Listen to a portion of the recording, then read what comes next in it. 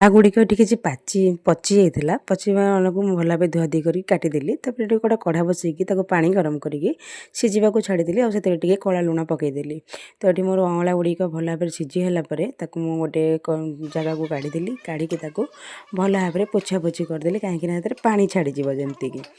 तो मत ठंडा हो मो वॉइस को इग्नोर करेंगे। गोटे पोछा पोछि कर सारापर भल भाव अँलाटी को काटिदेली काटिदेकी गोटा मसला जीरा पानमधुरी आउ गोलमरीच गुंड लंका एमती गोलमरीच लंका को भल भाव भाजी देकी कुटीदेली। तो से पानी टे सोरिष तेल नहीं गली तो काटी अँला को पकईदेली पकईदेला भल भाव भाजीला कला लुण आउ टे पकईदेली हलदी गुंड लंका गुंड लुण गरम मसला देदेली आउ गैस बंद करके जो भाजा होता गुंडटी को ये देदेली।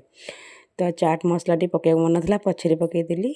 तो अँला खटा ए रेडी हो गला। आपण मानू केमती लगिला निश्चिंत कमेंट माध्यम जनइबे आउ मो चैनल टी को लाइक शेयर सब्सक्राइब करदेबे।